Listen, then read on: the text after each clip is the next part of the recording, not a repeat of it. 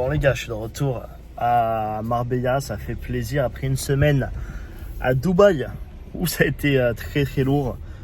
Vous avez qu'à aller voir un petit peu mon Instagram ChrisDenY si vous n'êtes pas déjà abonné ou si vous ne me suivez pas et vous me connaissez. Juste par rapport à cette vidéo, vous allez pouvoir un peu voir le lifestyle. Ça a envoyé plutôt pas mal pendant une semaine, c'était cool. Mais bref, on va faire un petit récap de Dubaï. Qu'est-ce que j'en pense en tant qu'entrepreneur? Moi, je suis dans la location de voitures notamment. Et même pour des futurs entrepreneurs, ceux qui s'intéressent à cette ville, comparé à Marbella notamment, moi qui habite ici. Écoutez, Dubaï c'est lourd. Dubaï c'est très très lourd. Mais il y a des points positifs comme des points négatifs que moi je peux comparer ayant fait les deux et en étant à Marbella au quotidien. Première des choses les gars, qu'est-ce que je kiffe à Dubaï? C'est la sécurité. La sécurité c'est un truc de fou furieux. Moi vous savez je suis même à Marbella où pourtant il y a de l'oseille et tout, mais il reste qu'on est en Europe, il reste qu'il y a des frontières qui sont ouvertes. Il reste que c'est un peu de mentalité à la con de temps en temps et vous avez quand même des connards qui se permettent de vous voler, qui vont voir un truc dans la voiture, ils vont mettre la main, enfin bref, vous avez compris.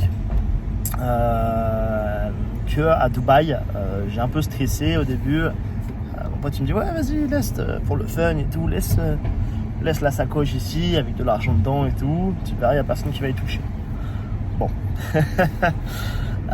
effectivement j'ai fait le test. En étant un peu craintif et personne ne te touche à rien. Les bagnoles là-bas, peu importe le niveau de voiture que tu as, que tu sois en Lambo, que tu sois en Rolls-Royce et tout, tu peux laisser la voiture ouverte avec les clés dedans. C'est pas une connerie, c'est du véridique ce que je vous dis. Vous pouvez laisser du coup la voiture ouverte avec les clés dedans. Personne va y toucher. Ça c'est une dinguerie, je sais pas si vous vous rendez compte. Personne va y toucher. Et voilà, parce que encore une fois les frontières sont fermées, encore une fois vous faites pas ce que vous voulez là-bas, c'est pas l'anarchie ni la zizanie, donc ça c'est très très cool. C'est pareil par exemple des villes comme même en France par exemple, comme Marbella, il arrive que y a des gens qui tirent pour des histoires de drogue, pour des histoires à la con comme ça. Là-bas, il n'y a pas de tout ça, les gars. C'est tellement sécurisé le pays qu'il n'y aura pas de toutes ces conneries. Donc, vous êtes assez tranquille. Il n'y a pas de vol. Vous n'avez pas le risque de vous faire normalement, je dis bien normalement, buter dans la rue comme un con pour rien. Mais voilà, ça c'était la première parenthèse de pourquoi j'ai bien kiffé Dubaï. Ce que j'ai kiffé aussi à Dubaï, les gars, c'est les connexions. Si vous êtes dans le business, peu importe le business que vous faites, c'est les connexions que vous allez faire. Les gars, vous croisez toute la sphère francophone là-bas en 2 secondes. Que ce soit la bonne sphère francophone, la bonne sphère entrepreneuriale et les artistes, etc., ceux qui sont sympas, comme les plus mauvais, sans citer de personne, mais les mecs un peu scammy, un peu scammer. Bref, vous avez compris, mais c'est quand même cool, vous croisez beaucoup de monde, vous faites des connexions super faciles, vous sentez à des endroits, vous voyez un tel. Premier jour que j'arrive, je vois Kamel Tatouage, direct, je venais juste d'arriver, je vais au premier bar au FOMO pour ceux qui connaissent du Café de Paris, là, du côté de Business Bay. Bref, je vois Kamel Tatouage, je vois pas mal d'influx, pas mal de petites choses intéressantes et ça c'est très très cool. Vous croisez des gars un peu comme eux, vous croisez aussi tous les entrepreneurs francophones possibles en traînant à droite à gauche, vous savez un peu où ils traînent et ça c'est trop cool les gars, ça c'est plutôt bien. Après, comparé à Marbella, il arrive aussi de croiser des influenceurs très facilement, notamment en allant s'entraîner au Real Club Padel, c'est là où je m'entraîne, c'est là où tout le monde s'entraîne finalement pratiquement. Croiser aussi beaucoup d'influx comme Rob Transformer, comme Adé Laurent, comme Sebi Dadi, etc. Là, qui sont là au moment où je vous tourne cette vidéo, qui sont là depuis 2 mois je crois, ou 2 ou 3 mois, ils vont passer tous sur Marbella. Mais bref, ça c'est des gars que vous croisez également, donc ça c'est cool aussi, mais on va dire que les contacts avec qui plutôt de la sphère business et même influx français, vous allez en voir beaucoup plus à Dubaï et ça de manière très easy. Le contact il est facile, vous allez parler avec tout le monde, personne va en général faire le mec et tout. Bref, vous êtes encore une fois, vous arrivez comme un fan, vous êtes le gros fan et tout. Effectivement, on va peut-être un peu vous rembarrer ou se méfier parce que vous êtes en mode fanatique.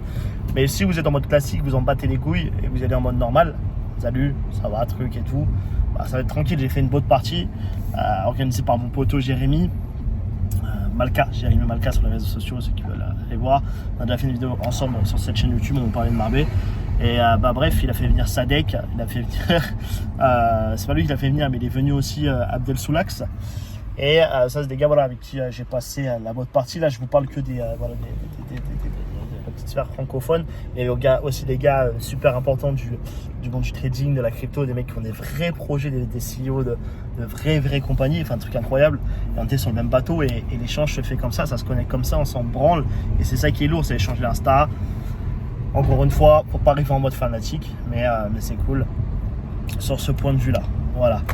Après, au niveau de la richesse, vu qu'il y a un peu plus de sécurité, effectivement, elle s'affiche un peu plus à Dubaï.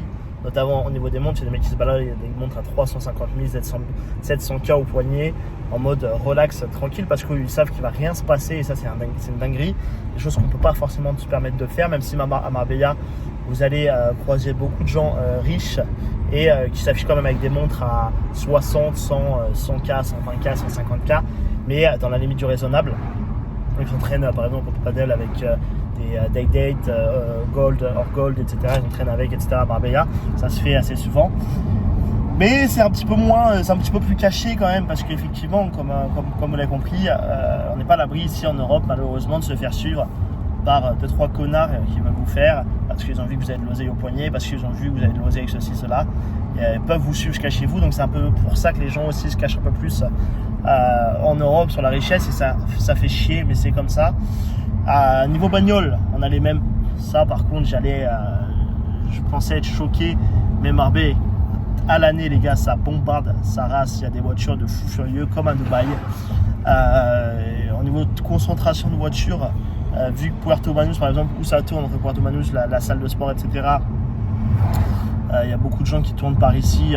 C'est petit, c'est concentré, donc vous voyez limite même plus de voitures d'un coup sur Marbella. Vous avez quand même cet effet waouh de voitures qui est incroyable.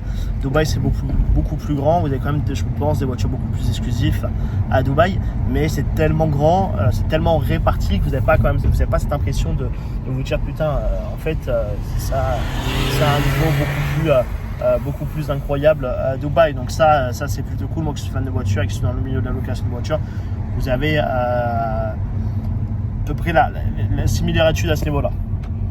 Niveau business, les gars, parlons par exemple location de voiture pour ma part.